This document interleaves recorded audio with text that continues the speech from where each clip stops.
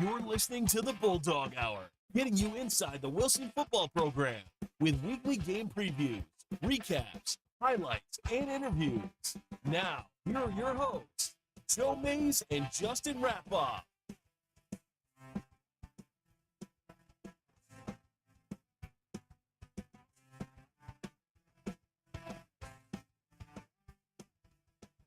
Good evening, everyone, and welcome back to the Bulldog Hour.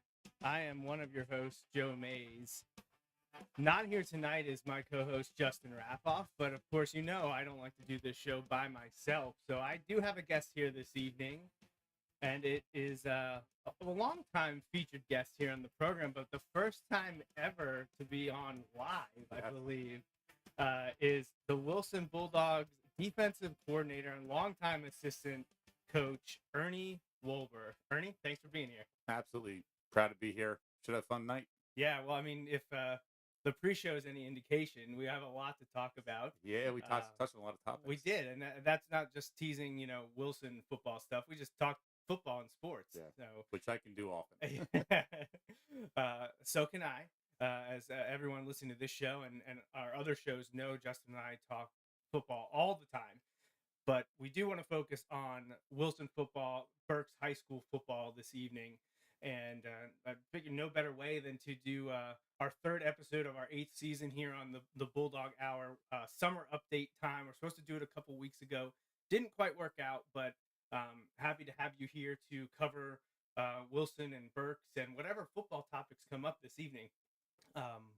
First off, let's see where your temperature is right now. Are you in full football mode yet? I know there's no off season anymore. You're always doing stuff for football, but at what point of the year do you think, okay, this is the new season, this is the next part, it's here and we're ready to go? Early summer when we're working at doing things, spring ball, you get excited. Honestly, it's Thursday of my vacation week. We go on vacation the last week of June every year. Like we come home right before 4th of July. And Thursday of that week, it kind of hits me in the head like, all right, it's time to get home. It's time to get to work. It's time to get serious. So that's kind of when my focus really, I mean, I'm thinking about it all the time and trying to do things, but that's what my mindset goes, all right, let's go. Yeah, that's kind of what I was thinking your answer would be. We're kind of right in that mode where you have completely 100% turned the page to 2021 and the quote off season. It's 2022 season now. If it wasn't right around the 4th, I figured it would be when you go to summer camp, which is coming up real soon. Yeah, we leave actually Saturday. Yeah. Okay, yeah. So, and where are you guys going this year? Leadville. Leadville College. Okay, yeah. You guys have been going there for a while. Probably last 5 or 6 years, I think. Okay, yeah. So, you go there for what, about 3-4 days? Yeah, we go. We leave on Saturday morning. We have three interactions or practices on Saturday, Sunday, and Monday.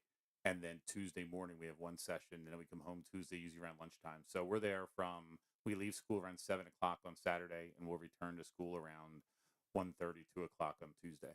Excellent. Yeah, and you get a lot of exposure there. I know you get to do your individual drills and teamwork, but I think the biggest thing you get to evaluate yourselves without pads in more 7-on-7 atmospheres against fellow high school teams. Absolutely. And we do that. I mean, we have our 7-on-7 day at Wilson we host. We have 4 interactions that day. Actually, yesterday we were at Whitehall for a competition. That was a 7-on-7. There's I think there was 24 teams there. Oh wow, that's a big one. Yeah, so it was good practice for us. We don't teach during 7-on-7s. We don't instruct how to win on 7-on-7. We try to use everything we can on a Friday night to make it valuable. We don't teach how to win at 7-on-7 because you could play a certain coverage all the time, and it's really difficult to beat because you have plenty of options. So, but no, we try to teach that. So yesterday we did it for the first time in many years. We did okay, and we learned a lot. We got better, and that's what we're trying to do at this point. And next week, a lot of the kids who didn't get all the reps up to now will get even more reps because we're going to have, a red and a white squad. The reds are usually the more experienced players, and the whites are the less experienced players. But they have as many interactions as both groups have the same amount of interactions. So a lot of people get reps. The 7-on-7, I know there's a lot of this. Has kind of become this big thing where there's tournament champions, and then that's not exactly where you guys go, where it's not this competitions where there's trophies and things like No, that. You no, did this is a learning experience. absolutely. When you do your 7-on-7s, the one that you host and the ones you've been to, you said you were at Whitehall. You had another one a couple weeks ago. We were against Exeter. We're going against Exeter this coming week as well. Okay. Yeah. Do you use that? You don't use that for a defensive install. That's mostly to work on technique and fundamentals. Absolutely. That's the way. I mean, that's to put. We don't want to show everybody we're doing, but basically those are the primary coverages we're going to play during the season, probably 80% of the time. So we're going to work on the basics. Once we have that down pat, then we'll start adding more to our packages. But we just want to get kids reps and see who's going to understand the defense, who's going to read their keys correctly, things like that. Okay. And let's talk about this 2022 team that you have coming back. Is it an experienced group? Are you returning a bunch on the defensive side of the ball that played for you often last year, or is it a little bit more of a green group of guys? In the secondary, we have a lot of returning players. We had a lot of injuries last year, which everybody knows, and we a lot of guys got playing time. So in the secondary wise, I think we have pretty good experience back. Cam will be at one corner. Raf Hernandez will be the other corner right now. And he played a lot last year when Cam was injured, or he subbed off and on for Cam too, and Cam needed breaks. Safety wise, corner, we also have Mackay working there. We also have Cleveland working there. We also have Damian Haynes working there. We have a lot of guys working there, but right now the leaders definitely are Raf and Cam. Safety, we have Eddie didn't play last year, Eddie Case, but Capitano played a lot last year. Safety, we're lacking a little bit. I think he's the only guy actually back with experience because Nick Gracona also going to play back there. Had a little bit of experience, but not a lot. Linebacker wise, having Landon and Ryan McMillan back is really good. The other outside linebacker right now with a 4-3, I'm not sure who that's going to be. Up front, not a lot of experience. Nick Whitesell, that's it. Okay. So it's kind of we're green up front, and we get more solid as you go back. All right, you segue perfectly into my next question, but before we do that, I do want to thank the sponsors of the Bulldog Hour, my dad, Bill Mays, and Mays Sandwich Shop, as well as Mike Drago from MikeDragoSports.com and CNS Supply Company. Did get a new sponsor. They did want us to keep it anonymous, but we do appreciate their contributions to the show, as well as the generous sponsors in the Hop family, Andy Herr, Marty Palm, and our other anonymous donors. And if you would like to support the show, then we have multiple ways you can do that. Sponsorships and advertising are one way. The in-kind donations always help as well. And be sure to check BulldogHour.com for a lot of Wilson football-related information, not just on this year's team, but the Wilson Football Tradition Club is welcoming back a team you're familiar with because both me and your son played on it. The 2002 undefeated LL1 champions, District 3 runner-up. Lost to CD. Yes, let's not talk about it, though, because it doesn't go well. I remember the losses. Yeah, we've talked about them. I think that's a question I've asked you before, and it's always the losses that come up, and Yes. that's a big one. But yes, so my teammates and I, as part of the Tradition Club celebration, that will be during the Martin Luther King game on Friday, September 9th. So any members, coaches, players, whoever, and not just the seniors. I always want to point that out. It's not just for the seniors on the 02 team. It's for everyone that was on the 2002 team. Come back for, kind of ends up being like a reunion, but the Tradition Club just wants to welcome back anniversary teams. And this is the 20th anniversary of that 2002 championship team. And I just happened to be a member of that one. So I'm very excited to be at the game for that one. And all that information is on BulldogHour.com, including what a month ago, the golf tournament had all the information about that on there. And currently right now, signups are ongoing for the little kid flag football. So if you have any students in the Wilson School District entering kindergarten and first grade, be sure to sign them up to play flag football. Go to the clinic. It's from the Saturday after Labor Day weekend into October. So it's about 6 or 7 weeks long. Yes. All the information is online. You can register there. Or if you have questions, just feel free to reach out to me. Our next scheduled live show for Justin and I is scheduled for August 14th, but we might have another one in between there. But once that one kicks off, we're weekly, and you will hear from us a lot really, really soon. But Coach Wolber just mentioned we were touching on the 7-on-7. And one of the things he said was, you talked about your defensive alignments. You were talking about your outside linebackers, your linebacker positions. And something that I had thought of leading up to the show that I wanted to ask you, how often are you in your traditional Wilson base 4-4 that people had gotten so familiar with over the years? It seems like that's gone away because of offensive philosophies have changed so much. How often do you get 4 linebackers on the field when you also have 4 defensive linemen on the field? Rarely, the Rarely. day and age. Honestly, usually if teams have 2 running backs, like if they have a distinguished fullback, your big fullback type and a running back, we'll try to go with that look and we'll actually go to 3 DBs. But how many teams do that now? So it's kind of like a personnel package. If we see, them coming on with the big guys, we'll go, Tonka, we call our 4-4, or we'll go Herbie or 5-3.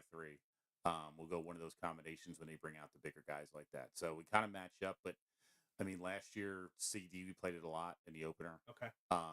Mifflin, unfortunately, played it a lot. Probably should have played something else.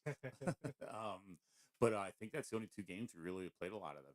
I mean, even later in the year when we played Harrisburg, in the playoffs, I mean, they pounded the ball, but we had to sit in because they had 4 wide receivers on the field the whole time. So you got to kind of match the offense. It's difficult for a linebacker to cover wide receiver in a spread offense. What we expect out of a linebacker and D-back. So it's slowly transitioned into a 4 D-back look. Okay, yeah, it just seemed, I don't know when the transition happened. I mean, we've been talking about air raid and spread them out offenses for over a decade now, easily. Yes. Probably pushing 15 years or so at the high school level. I know it's much more at the college level, but it takes a while to trickle down. And you still have those teams running veer and midline option and stuff like that forces you into the box more. Yes. But as teams spread it out, do you find what are you comfortable with? Would you prefer the tight 4-4, or do you like having more defenders on the field? Has that been a big change for you to adjust as the defensive coordinator? I mean, yeah, I'm an old guy, and I double tight. Let's line up. Let's go to war. There's a post that I saw a few weeks ago it's Iowa against Stanford, and it's a goal line set, and it's Stanford's in 3 running backs, power I, or like an inverted bone, and there's Iowa on the other side with 11 guys in the box. And it's like the quote was 7-on-7 doesn't prepare you for this. No, it does not. And that's something, and I'd love to see more smash mouth, but I understand it's all about points and spread out and getting athletes with the ball. But comfortable wise, philosophy wise, I don't care what it is. Our focus, number 1, is stop the run. I mean, we've got to stop the run to be successful. We know that if you're going to run the ball, if teams are running it down your throat, which we've seen lately a couple times, there's not a lot you can do to change it. But yeah, however, if you're in a spread set and you're throwing a ball, you can blitz, you can change your coverage, you can do things to try to disrupt it a little more. So I always we need to stop the run first. If you can stop the run, then you can make things work. Let's talk a little bit more about personnel before we go to the schedule and the teams you'll be facing this year. What is the one? I mean, you talked about how the defensive line is a question mark right now. Just you don't have a lot of experience there. What is the one position that you think is going to be toughest to replace, just because the production that you've lost? Is it along the defensive line, or is there an individual that left, or individuals that leave? Even if you have some experience back, they're big shoes to fill. I think the most difficult defensively guy to replace right now from last year is John Ramsey. John played defensive end, played linebacker. He let us be multiple. So John could be in the field, and if they do something, we just suck John back and play linebacker, and he's in great shape. So we'd have to change personnel in certain situations. So he's gonna be tough to replace. I don't know if we have a defensive lineman that can also play linebacker. We might have a linebacker to play defensive line. I don't know. It's before you put pads on, it's tough to decide that. But John's very difficult to replace. I mean, up front, we have kids. We think we could be very good up front. We're trying to, again, 2 platoon up front, which is big for us. We're trying to do that this year. I mean, right now Nick plays defensive end, kind of a backup tight end role, so he'll be full-time defensively. Isaiah Cassius is defensive end primarily, pretty much. Those 2 probably should go one way. Defensive tackle, might have some offensive lineman work in there. Dendel, Kurzwick, is getting Taj. We call him Tajier. He's working his way in rotation. Hop is now a senior. He'll play some defensive end, defensive tackle. And I expect big things out of him, by the way. He's going to be a heck of a football player. Oh yeah, and if we have Derek Reininger, Mhm. that's back. It's a sophomore now, has experience much bigger and stronger than he was last year. Obviously Klein's back, and he'll get more of a bigger role defensively. So, Okay. I'm sure I'm forgetting a name or two in there. I apologize to those guys, but there's a nucleus that we think we're pretty good. We just got to get the work done. You talked about having a lot of experience and starting experience in the defensive backfield. Is there a guy there or anywhere? I mean, you just mentioned a lot of names, but is there one guy that you don't think the community knows yet that you expect to be someone that all of a sudden is appearing in the article write-ups, that Paul and Mike are writing, and all of a sudden that name's appearing a lot often, I got you. and the Wilson, the fans are like, well, where was it? Where was that name last year? I don't remember it. Yeah. Who jumps out to you? Landon Farrow was talked about a little bit beginning of the year last year. I know Paul Roberts talked about him in the one guy he gets Central Dolphin. He actually got an elbow injury, missed some time in the middle of the season, so he kind of fell off a little bit and couldn't lift. So obviously wasn't as strong as he was previously. Watch out for Landon Farrell. Landon Farrell's bigger, stronger, meaner. He's got that temperament of he's just going to seek and destroy. I love that mentality. But again, doesn't play a lot of offense, so he's going to be a guy on the defensive side of the ball. He's going to fly around, and there's some situations this weekend, yesterday in 7-on-7, where if it were a live game, there would have been some The trainers issues. may have been called. Yeah, some buddy passes going on, and he knows. You just see him big smile on his face when it happens. So he is a bright light fan. The other one's Raf Fernandez. I mean, Raf didn't do anything for us. So he played some backup corner and did a great job. But again, bigger, stronger, faster, and he's a senior, and he wants its turn to run. Yeah. Well, one of my favorite questions for you and your fellow coaches every year is, the Wilson senior tradition of who's going to stand up. So you already answered that question for us right there, and I'll be sure to ask your assistants and Coach Doms when I interview them over the next few weeks. But um, you're seeing in practice and at the 7-on-7 sessions, some of your defensive players play offense. Who do you think could have a breakthrough on offense that you're excited to watch them when you're taking the break to analyze in the 7-on-7 and go over what you just did defensively? Who's flashing on offense for the Bulldogs right now? Cleveland Harding, our running back. Well, one of our running backs. He does some special things. Excited to see him actually let loose and have an opportunity to let loose. I think he could be a really nice player for us. Also, I mean, I know we talk about Cam, and he's getting a lot of interest, but he's not done a lot offensively for us. I mean, he had a few catches here or there. He's a returner and defensively, but Cam might never break out year offensively. I mean, he could have a really big year. And the other guy is Eddie Case. Tall, wide out, his very smooth hand, runs very well. He could have a break. He could have a big year too for us. As far as catching the ball, but I think Cleveland. I don't want to put pressure on the kid, but I mean, I think he could have an outstanding year. He just has some natural things that you just don't coach, and I think he could have it. But he sat behind Jaden, and the year before he sat behind Avante. Right, the stable. Exactly. So now he's there, and I think he could be a really good running back. So my hope, and I don't want to add pressure to anyone either, but my hope is whenever you get into this part where you don't have a returning running back who had a lot of carries, you graduated. The top three guys are all gone. Yeah, exactly. Jason, Jaden, and Gavin. Yeah, moved on. Yep. It kind of reminds me back in 2018. No one really knew who Elijah was. Morales. Yes. Oh, this is that kind of kid. And that's what I'm hoping for, because Elijah rushed for, I believe, over 1,200 yards. Oh, he was named All State. Yeah. Out of nowhere. I mean, he had very limited role offensively or at all. Yes. As a sophomore, junior, and then Justin and I love it because we have an archive of it. We talked about how we think Elijah could have a big year, and we're we wrote a check we were able to cash there. Exactly. And that's what I'm hoping for with Cleveland. It would be an incredible story. I love that. Absolutely. Having that senior step up and in such a huge role like at running back. But I know there'll be a rotation there in some capacity. There's a few guys behind him that'll get some carries as well. But talking about the running back position, I know from time to time you've read or watched Bulldog Hour stuff. Did you catch any of our running back discussion? Actually, I did. Yeah. I did, because actually Jamie and I discussed that prior to him coming to the show. Okay, before he came on the show. Oh, what did he talk to you about? Some guys that should be mentioned. I think he mentioned some fullbacks. Yes. Yes, I got blasted by, in my opinion, the best, Brent Grace. That's right. That's who it was. Yeah. Yes. But no, yeah, Jamie and I spoke about it. We talked about those things. So yeah, we kind of went back and forth about it, and talking about it, yeah.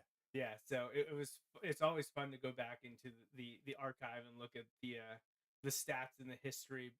Those shows are always very fun to do, but very frustrating because so many people think you're skipping over them or forgetting Oh, about them. absolutely.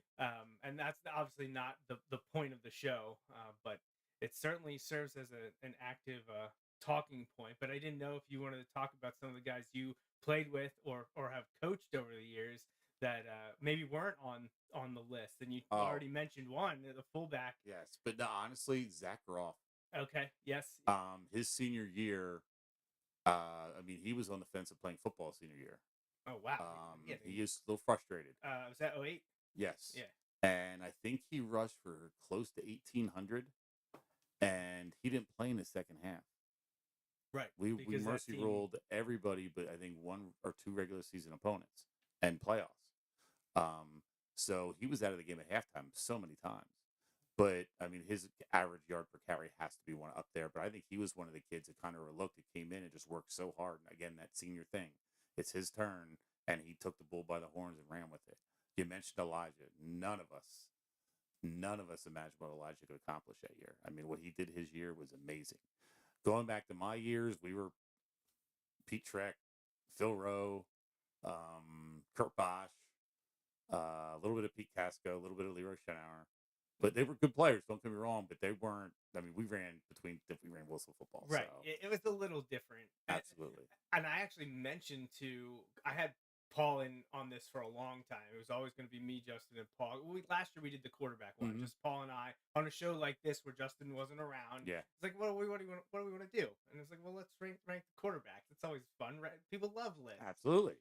So he's like, after the show, it's like, wow, we got a huge turnout. We got to do that again. I was like, well, let's do running backs next. No, and the thing is, like, you don't want to hurt anybody's feelings, Yeah, and it's exactly. tough. But I mean, looking back, I mean, honestly, I can't remember a year, and I've been in the varsity staff since 2000, and I don't remember not having a running back in a year. Right. Like, we always had somebody we could run. I mean, Drew Kendall, I mean, the first year was there, which is a guy nobody talks about.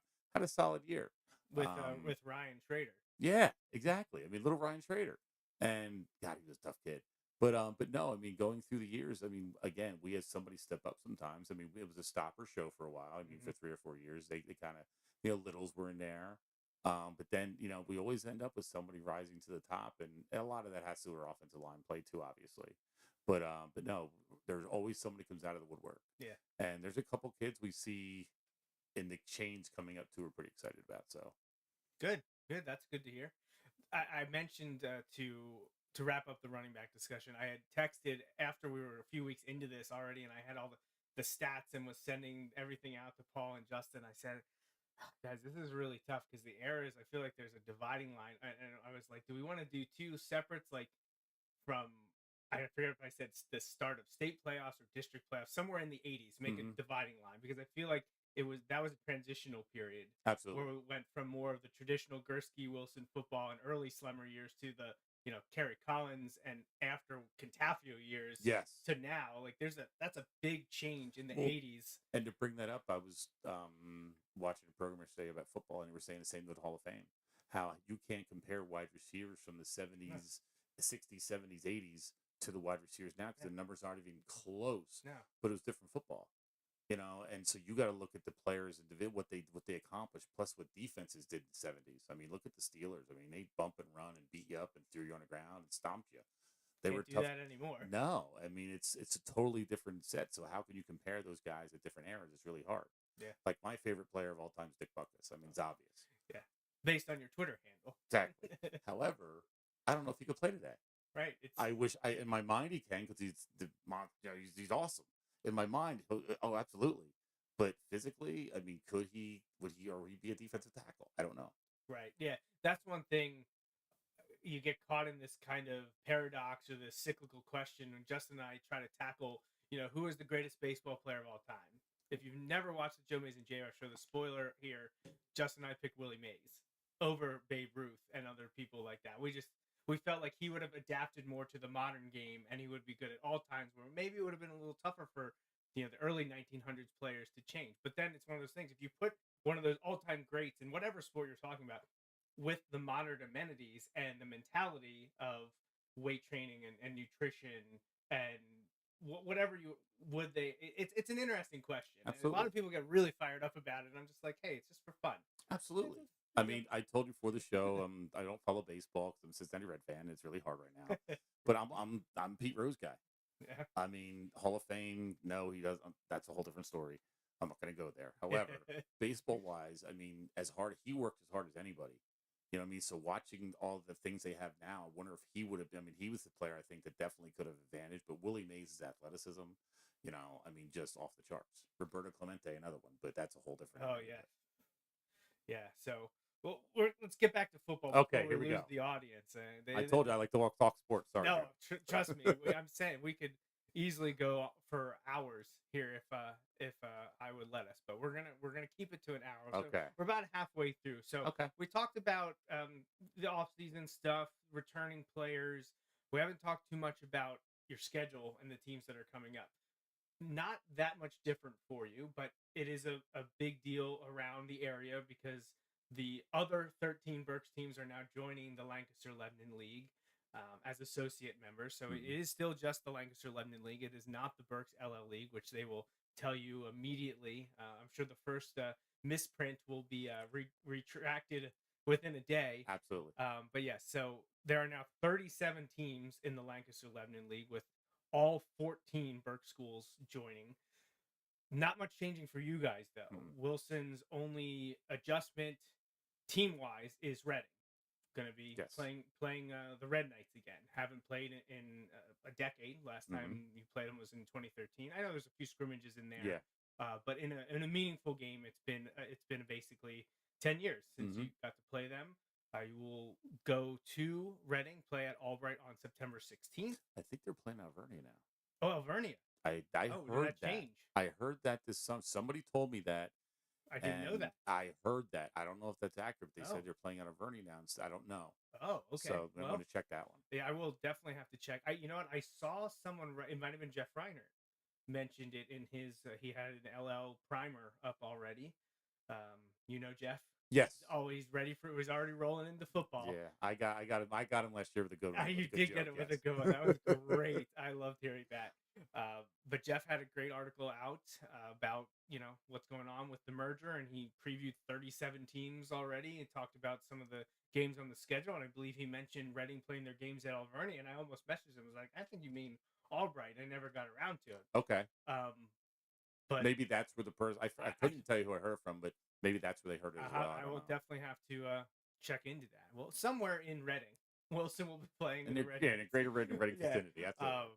And that'll happen on September 16th, which is, I believe, game 4 for you. But yes, first league game. Leading up, first league game. Leading up to that, you're opening the season with Roman Catholic this year. Oh, yeah. Have you started film work for the season yet? Looking at week 1 opponent, or are you still mostly focused on internal stuff? I think we signed the contract in late March. I think. Yeah, I think something early like April. That. Yeah. I've watched every game of theirs last year already. Everything. I mean, their stuff's on YouTube. That's not a big secret. It's tough to watch it because the cameras aren't the coaches look, but just to get some clues, they're gonna have some dudes. Yeah, they have a few D1 prospects on their roster. They record wise, they had a rough year last year. Yes, I believe they were like 3-7 or something like that. But they beat LaSalle. I was just about to say they beat LaSalle. I watched that one close. Yes, who had earlier beaten St. Joe's Prep. Absolutely. Now St. Joe's Prep got the best of them in the rematch. Yes. But there is an immense amount of talent on the Roman Catholic team. Absolutely. Whether they can put it together every week is up for debate. We'll see what happens. But they're a dangerous team. Absolutely. And cannot be taken lightly. They have some players on that team. Yes, they do. So that'll be an interesting one coming to Gursky. So that will be an unique season opener. I believe some of these schools have been lingering out there as the scheduling issues had gotten pretty bad over the last few years. These Philly public and Catholic League schools have kind of jumped up and been willing to play and come to West Lawn and not Yes. always demand a return to Philadelphia, as we'll Absolutely. see in a couple opponents here Yes. later, which is great because I know scheduling down there can be tough because they're all sharing a bunch of different Those super sites, stadiums, yeah, the super exactly, sites. yeah. But yeah, Roman Catholic week 1, interesting. Now, I haven't watched much of them. What do they throw out offensively? Are they a spread team? Are they more traditional? Both. I mean, in the film I've watched, they've done some spread stuff. They've also done some two-back stuff. So, and they have distinctive fullbacks. So we'll probably go to a 3D back set or something like that when it come out for the fullback. But they ran both. So they have a kid that's number 2, I believe his number is. He's supposedly ranked in the top 10 in the country as far as top ranked athletes as far as college. Plays wide out, plays quarterback, plays running back. 2 tackles are both been offered. The one tackle actually went to Wilson. I didn't know. The kids were telling me he moved out from here. I think in 7th grade or something. One Do of you the know tackles. the name? No, I forget. The kids were telling me. Wait, forget who it was. Huh, interesting. But he was a Wilson kid. But no, they have some studs. So Well, that's a rough one to lose. oh yeah, but no, they're spread, their power. They have great athleticism, great speed. So it's going to be a good challenge for us. Then you travel to Mechanicsburg or Harrisburg, whatever you want to call out there, to play Central Dauphin, who you're very familiar with, have been playing close to a decade, have played over 10 times in the last 8 years or so because of playoff meetings. Central Dauphin, what's there to expect from Central Dauphin this year? They're replacing the quarterback who had been there for a few years. They seem to always have stud two-way running back linebackers and huge linemen. More of the same? Is that what we're going to see this year? Yeah. Jamie Sands actually put together returning players from experience. We got everybody we got coming up. He did this for in the spring. And they're returning a couple linemen. They're returning, wide receiver here or there. But they just fill them in. They got the big kids up there. They got strong kids. They work extremely hard in the weight room. Coach McNamee's a great coach. So he'll have them ready to go. And we're at CD. They really don't come out and surprise you with a lot. Every now and then he'll throw a trick play in there just to keep you honest. But they're going to line up and say, "Here we are. If you stop us, good. Then we'll try to come off it. If you don't, we're gonna keep running it down your throat." So, I mean, they're a good program and they're a good football team. And they're kind of going through what we went through a few years ago. And now they haven't beaten us since 2018. Yes. They had gotten us about 3 or 4 years in a row, and now, including the COVID year, it's now been a few years since they were able to beat Wilson. And those were scrappy games in 19 and last year. Both at Wilson, haven't had to play at Speed Ebersol now since for a few years. But we know what to expect from Central Dauphin. They'll be ready to play. Yep. And then the next week back home to play another Philly school, Martin Luther King, who you got to play for the first time last year. It seems like you guys had a good rapport with the coaching staff. Yeah, it was the coach was I forget his name, but he came over and he just thanked us for playing us. I mean, they had some athletes, they just didn't put it together. They had a rough night against us, but they were thankful after the game. They come up and played a JV game with 13 kids. The coach That's rough. Oh, totally. But the coach said, I mean, what was really impressed by the coach, he said, wins and losses are going to come and go. We all know that. But to get his kids an ability to get out of the city and play in areas that are not surrounded by houses or the super sites and look at the community, get them out of the city and see things. Their coach that's why he doesn't mind coming up here, because our kids need to be exposed to, things outside of the city, to see suburban areas, to see how other people live. So the coach was great. And he said after the game, which we did win handily, he said, "Oh, we want to play next year right away." Yeah, I had heard that night. Actually, I believe we interviewed Justin and I, Doug, and he said either it might have been off the air, but he said they want to play us next year. And hey, absolutely, with the way scheduling has been, why would you turn that down? Absolutely. So right away we responded. Absolutely. So we signed up with them right away. Yeah. So do you? I don't know. That's week 3, but have you seen much of them or know much of them? You said Coach Sands brought in a returning players list. Was MLK? They played with a freshman quarterback against us last year, so I'm sure he's returning. And they had I don't know his name, but the kid was number 2. He was a freak athlete. Played varsity and JV because they're limited numbers, but he's back and he's going to be a good football player too. So they're going to have some dudes. I don't know if there's as many dudes as Roman Catholic, but they're going to have some guys out there. Yeah. One of them, Jameel Lyons, jumps out to me as being a player for was that?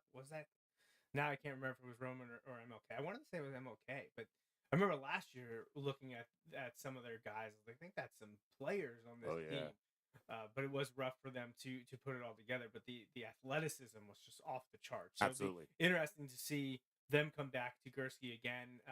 And if you're, you heard Coach Wolber say it, but yes, they're coming back again. We played them at home last year, playing them at home this year. That's not the only weird part of the schedule because of the merger and the non-league games. Martin Luther King non-league agreed to come back again. In league, a couple things that are a little bit different this year. Going back to Penn Manor for a second straight year. Mhm.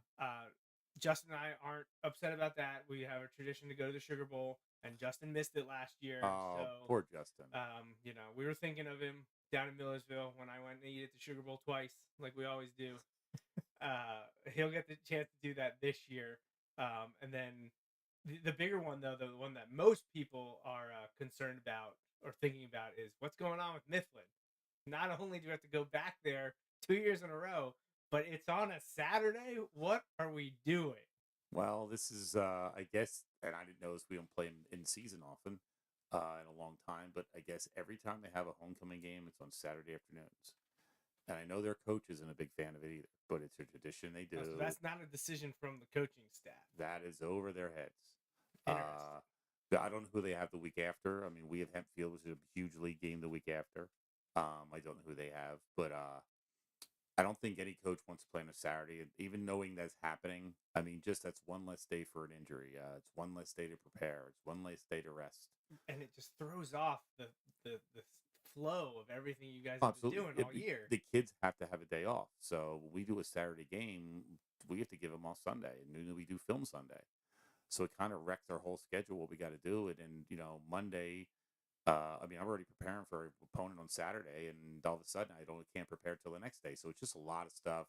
Trust me, nobody's happy about it. Maybe some alumni are. I don't know. So if no one's happy about it, including the Mifflin coaching staff, why didn't they say, "Hey, could you not make this our homecoming game?"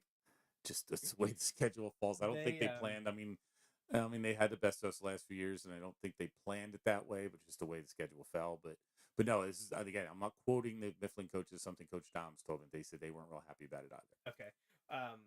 Mifflin goes to Conestoga Valley the next week. Okay. And you are hosting Hempfield. Huge game. Hempfield seems to be a team that's rising. Absolutely. And obviously, the Wilson connection at head coach Coach Ager spent a couple years on staff. Yes. That was a big deal last year going down there. Excellent environment.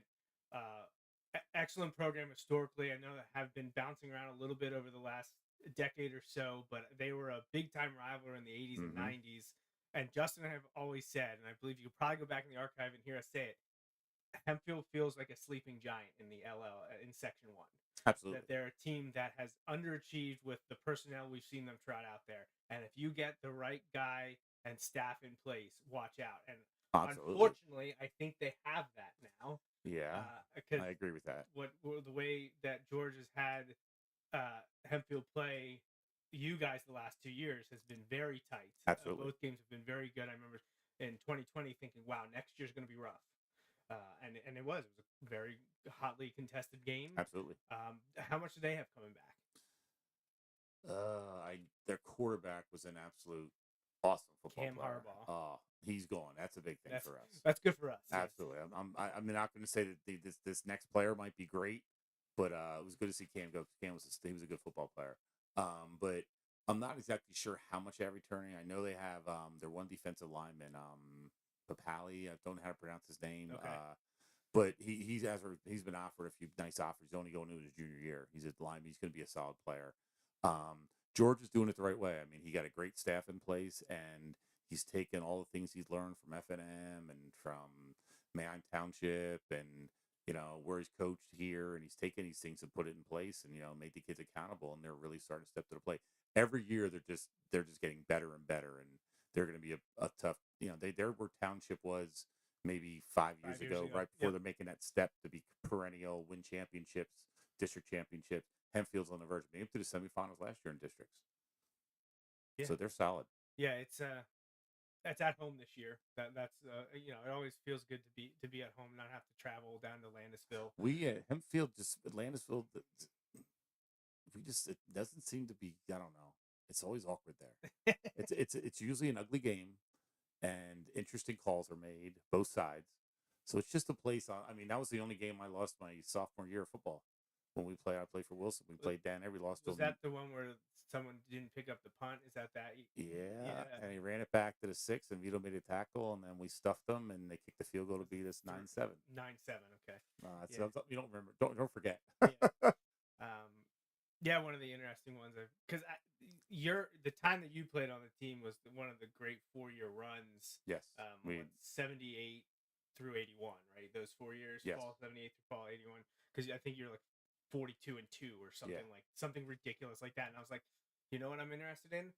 Those 2 losses. What happened in those games? And then I read that article and watched that game. I have the film of it. I watched it. And I was like, oh, that is a rough way to lose. And the other game, Pottsville was better than us. That's a pickup. That Pottsville. No, that one was that in? That was the opening game my junior year. Okay, 79.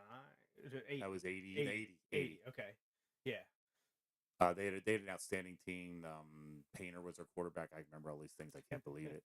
But they had some great speed. Good coach. Coach Flynn was still there.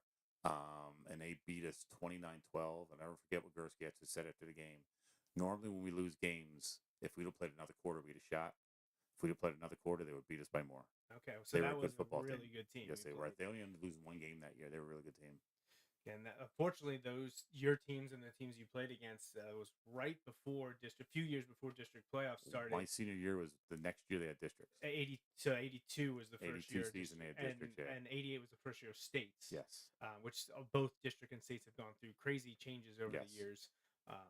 But yeah, that 4-year run, always looking at, and then the late 60s team, 67, 69, always wonder, if there were district and state playoffs, what would those handful of teams been able to do? Well, my senior year, we scrimmaged Cumberland Valley.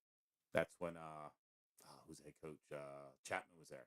Okay. And they were undefeated, and we handled them in a scrimmage. So again, just pride talking. But I would have loved the opportunity. Consider. I'd love the opportunity. I mean, Coach Gursky talked about us playing Conrad Wise for a county championship because they were undefeated. Then he tried to supposedly set up a game with Mount Lebanon, who was the undefeated team from Whippio. Like, it was a bunch of talk going on, but no, we thought we could beat anybody. Defensively, we just said we could stop anybody. So we had that attitude. Yeah, well, yeah. I mean, I mentioned how we could go on and talk forever, but we could fill an entire podcast on just those teams that you played on, the superlatives that came out of that era of Wilson football. But I will keep it here in the present. I got you. And I'm not jumping over Governor Mifflin. We're going to circle back to them. I know we touched on the time of the game, but I mentioned going to Penn Manor. McCaskey's coming back to Wilson this year, which is nice. We always have weird things happen going down to Lancaster, so I'm glad that we don't have to do that this year. Then you got to finish with Township and go to Neffsville, though. Oh, yeah. A few days before Halloween. Oh, yeah. You mentioned Landisville. There always been kooky things. I feel like Neffsville is the place that I always dread going. Maybe that's just because of over the last 5 years, it's been very even battle. And we have the rough 2017 ending the streak, and then the season also ending. It was just the 1-2 punch. Yes. So it's just rough going down to Neffsville. But what do the Blue Streaks? The quarterback's back. Yes.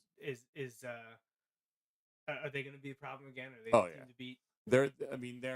They're always going to be a team to beat. I mean, I don't know how the rankings and pick coaches and press and things talk about it, but bottom line is, I mean, right now you look at Section 1. I mean, you got to look without even saying anything. It's Hempfield, Township, Wilson, and then somebody nipping at somebody trying to make the move up to the next echelon. Right. Is it going to be Reading, Cedar Crest, Penn Manor? Exactly. And a lot's going to depend. I mean, coming down to it, hopefully we don't get knocked off by anybody and we play well, but you come down, you got Hempfield playing us, and you got playing Township playing each other. And who knows, one of the other, you got Hempfield, you got Reading. Who knows who's going to step up and knock somebody off? So there's other teams out there that can do it, but that game's going to be interesting. All right. So I want to go back to Mifflin and not just talk about Wilson Mifflin, but obviously, I mean, you want this game. It's been a couple of years. It's been a hot minute since Wilson's been able to beat the Mustangs. They've had generational teams, it seems, back-to-back years. Oh, yeah. Very good. I honestly believe that they could have won a state championship either of the years. Absolutely. If not both. Yes. If one thing changed. We saw an incredible run by Exeter this year, knock off Mifflin and end that dream. Stunner. Huge stunner. There's been a lot of other programs surging, non-historical, strong programs getting better. Do you think right now the state of Berks football itself is on a rise and has gotten better in the last decade? Or are we just seeing a blip in the radar? Or do you think there's been a change across the board to improve high school football at all the county schools? I think coaching staffs have really, really gotten better. Not to say, we were better than anybody else, but, we were coaching in the mid-2000s. I mean, some teams didn't prepare as hard, or some teams didn't have a great off-season program. But now everybody has off-season programs. Everybody works hard. Everybody has a pretty good coaching staff. They're committed to what their offensive or defensive philosophy is. So at a whole, absolutely. I think before it was more of a cream at the top, and then kind of, us in town and Manhattan Central one year after year after year. Cook Calico jumped in there from time to time, but it's now more of a bunched group of teams. So I think that makes things a lot more interesting, a lot more competitive too. So I think it's the LL Berks League. I think it was a really good thing to happen, especially for the smaller schools. That's really going to help them out too. Yeah, I know some of the smaller schools, people on the outside. I haven't heard so much the people that are actually going to have to do it. It's all the voices outside, travel and stuff for some of the smaller schools. But again, it's much easier, and this is football only, not all the sports. It's much easier in football because it's only once every other year. Absolutely. You host one year, then you go the next year. So yes. If you have to take an hour bus ride, it's only every other year. Absolutely. But competitive balance is so much better. What is your big takeaway from the Berks LL merger? Do you think it's a positive thing? I feel like every Wilson person, coaching staff member I've talked to has all been thrilled that it's happening. Oh, I think it's great. I mean, getting running back on the schedule is great. I think it's awesome. But get some rivalries that weren't there. Teams like Section 2 is going to be loaded. Section 4 is loaded. Not taking anything away from the other sections, but these are teams that haven't played each other before, perennial powers. I mean, playing against each other. So I think it's a great situation. And you're right, the travel may be a little difficult, but it's every other year. But you're talking about, look at a team like Kutztown who, has 20 kids sometimes on their team. They're going to play in other schools their size. They aren't going to go over to Wymessing and get beat up really bad. They aren't going to go to Berks Catholic and get beat up bad. They're getting opportunities to play people their size, and vice versa with the Lancaster-Lebanon teams too. So I think it's good for everybody. I mentioned Exeter and Mifflin. I don't want to not mention Wymessing, the run that they've been on. Have you gotten to watch any of their games on a Saturday? Have you ever been able to go to see any Absolutely. of Wymessing play? Absolutely. Wymessing that program's it's phenomenal. What they accomplished in a smaller school, obviously, but the kids are getting now. The talent they're getting now is I mean, they could compete with bigger schools. I'm not going to say compete a 6A or 5A schedule week in and week out, but they would definitely give some 5 and 6A teams some battles. Just their physicality and their size. To do it week after week might be difficult for them. Not going to say they couldn't, but I think they could give. Us playing Wymessing not every year. But sometimes they would be a very, very good football game. So I'm very, very impressed with the whole coaching staff. I do watch what they do. I do like what they respect what they do. Yeah, I've gotten to see them a lot. Unfortunately, not in person, but it's been an impressive run by them. And honestly, I think they could do it again this year. What they've done the last 2 years, the talent in this group that they've had. I mean, they've been historically strong over the last 3 decades. Easily, but this run that they're on right now, I mean, I know a decade ago they won the state championship, but to be knocking at the door 2 years in a row and have a chance this year to maybe break through, that's why I mentioned, the state of Berks football. I just we feel like we're at a height, we're at a crest. I don't want to drop off, but I feel like it's inevitable. But like you mentioned, the cohesiveness of the coaching staffs and the dedication and commitment to the developing the program, not just from August through November. Absolutely. It's not an August to November job. Right. It's not. If you're going to coach football, well, most sports, but if you're going to coach football, we only have one really fall season. Everybody else can play punt year round. But if you don't put the time in, and if you don't put the time as a coach, your kids aren't going to put the time in. So you can yell all you want, hey, we got to get more kids to the weight room. Well, we have at least 5 or 6 coaches there in the weight room every day. Everybody has vacations. Everybody has things to do, but we're committed. So we're going to get at least 60 to 70% of our staff there every day we work out. And the kids see that, so they're coming in. We're not late. We show up and they see the effort we put in, so they put the same effort. So it kind of is a two-way street. So, just to talk about, you mentioned the battles we're going to see in a few of the sections in the new Berks merger with the Lancaster-Lebanon League. In Section 2, you got Mifflin, Lebanon, Exeter, Muhlenberg, Warwick, Conestoga Valley, and Manheim Central.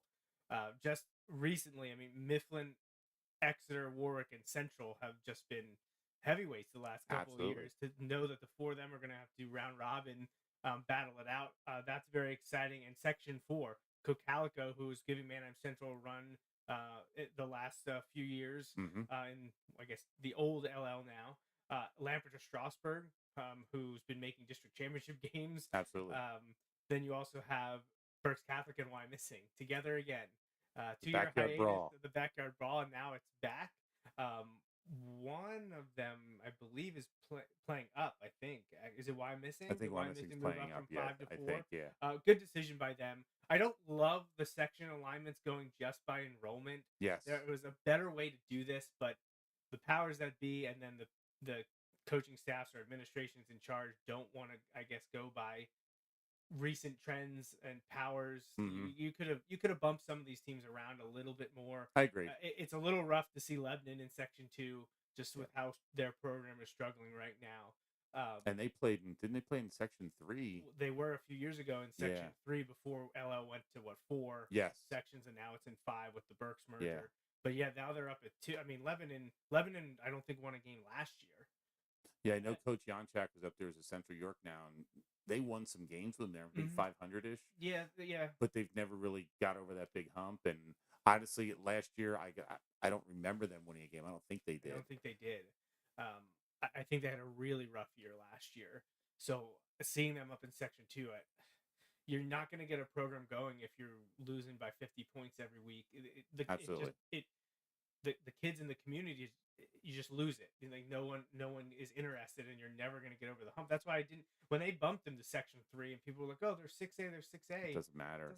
Doesn't matter. Like, no. Just because the school is that big doesn't mean you have. Well, they did the same thing to Ephrata, and now Ephrata's actually turned it around quite a bit. Yeah, well, there was how many years in a row that they hadn't won a game? Yeah, and it was a huge breakthrough. And they moved them to Section 3, and now they've improved. And they were over 500 last year, and that's the way it has to build. And hopefully, in a 2-year cycle, they'll go back and reevaluate, and which teams are struggling, kind of bounce around people that way.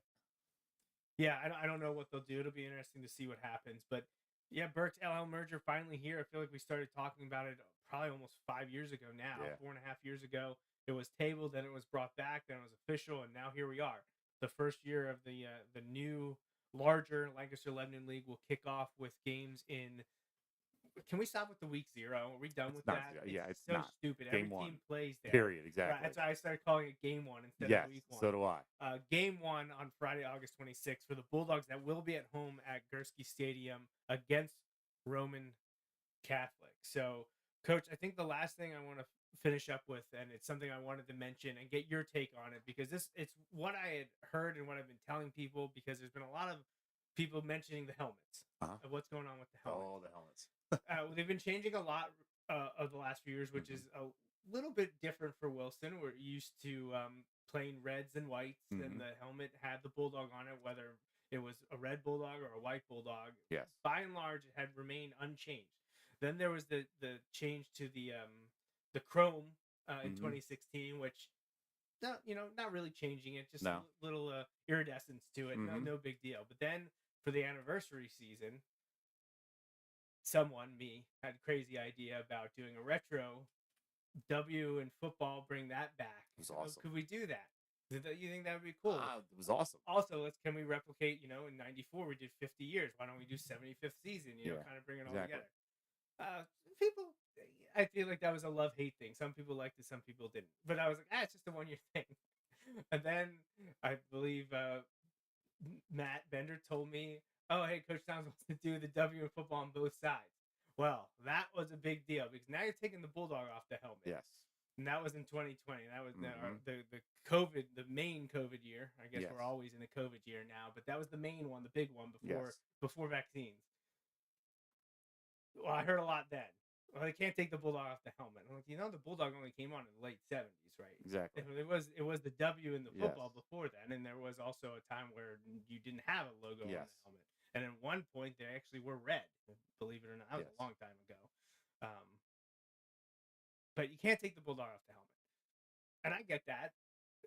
We are the Bulldogs, but sometimes it's nice to change it up. But I've heard recently, over at least the last 2 years, or maybe even back to 2020 now, I had heard that the seniors were kind of getting the option to pick what was happening with the helmets. Is there truth This to is that? the first year, and it wasn't actually seniors. Okay, it was a team wide. It was, yeah. We set up. Coach Baum set up kind of it's a team thing.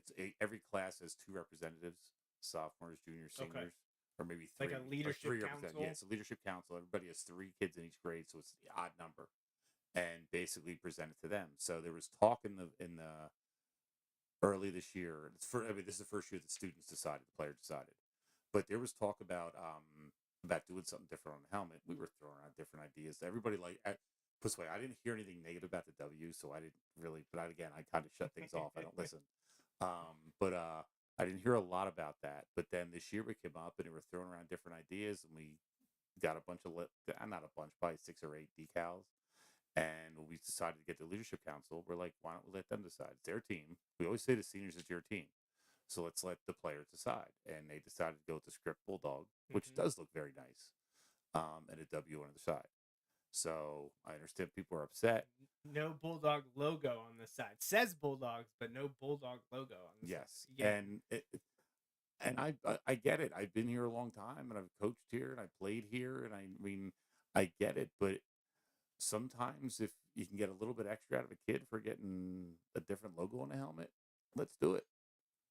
We always say remember, we're here for them. We're not here to glorify ourselves. We're not here to glorify, anything, except we're here to help the kids get better, be better people, better athletes. And if it's going to get them, motivated, let's go. If it gets them excited about it, Yeah. And I always feel like they're taking ownership then, because how much ownership do they have over the rest of it? They're not the ones.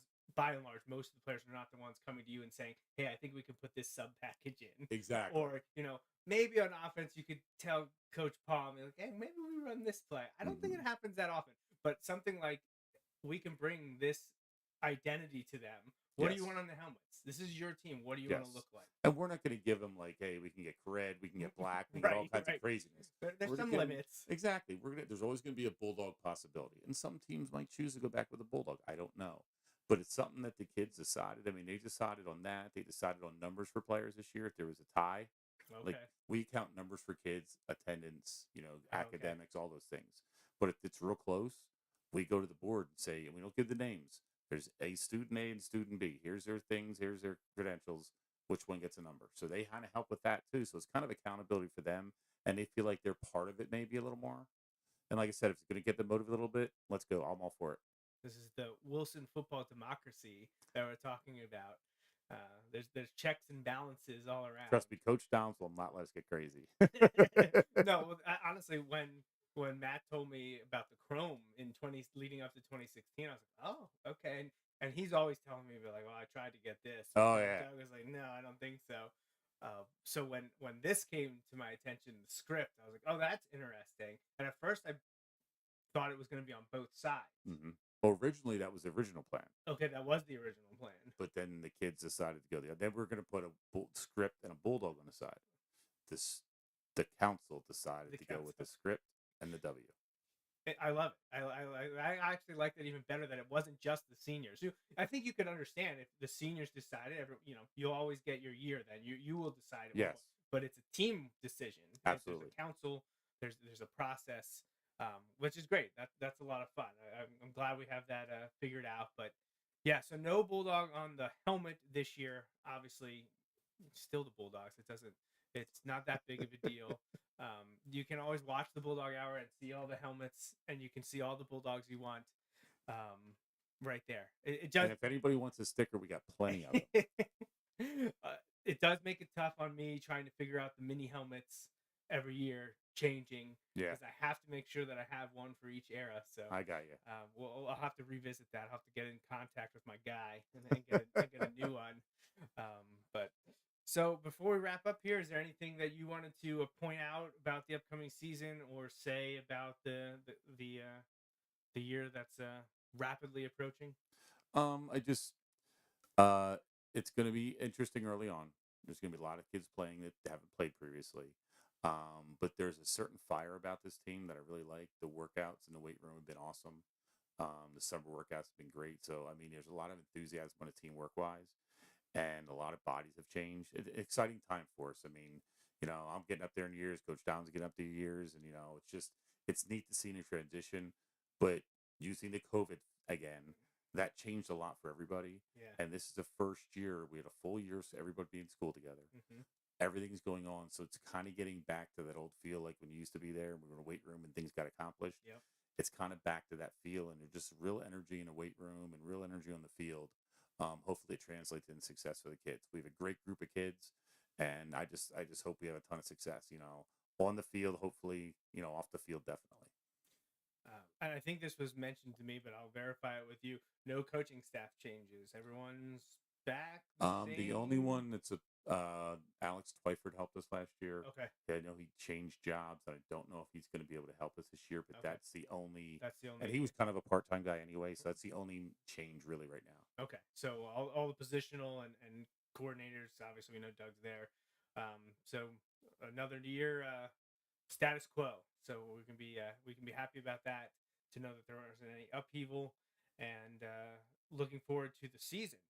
But that's our hour. So I appreciate you joining the show. First live. Absolutely, it was fun. Yeah, it's always fun. Exactly. There's no pressure. You No, don't it's have just to that he's worry. talking about sports, and I mean, at least Exactly. my wife doesn't have to listen to me talk about it now, so it's nice. you scratch that itch. I do love you, Jill. I do love you, Jill. You got to say that. That's right. Make sure, say it loud, say it proud. So Exactly. But yeah, I think we covered everything. Appreciate you stopping by. I won't be bothering you for another follow up in early August like I usually do. We'll count this one since we covered a lot of the questions that I usually ask you. I Gotcha. appreciate you taking the time now to join the show. But I will make sure to catch up with your other assistant coaches and track down Doug at some point here to fill in the viewership on the preseason happenings of the football program. But hey, what a month from, was it yesterday is the first day of Heat Camp? Is that right? Oh, yeah. I'm looking at the date right here. Where is it? Heat Week 8/8. So no, 2 days ago. 2 days, yes. So August 8th, Heat Week, and then summer camp. Yeah, we got youth camp the week of July, the first week of August, and it's Heat the second, and then we get into it. Yeah, so really, once the calendar hits August, you guys are off and running. Youth camp, Heat acclimatization, and then you're in camp, and then we got the Coatesville scrimmage. Yes. And then Roman Catholic comes calling. Absolutely. Let's Awesome. go get them. All right, Ernie, thank you so much for joining me on the Bulldog Hour. That's it for episode 3 of our 8th season, and Justin and I will be back real soon. Scheduled to be about a month, but we might get another show in there in between. Just stay focused and follow along on all the social media for our updates as they happen. But yeah, I think that's it. So once again, thanks for joining the Bulldog Hour. Special guest Ernie Wolber this evening. Justin and I will be back again in about 1 month. So until next time, remember, go Bulldogs. Thanks for listening to this week's episode of the Bulldog Hour. Want more Wilson football?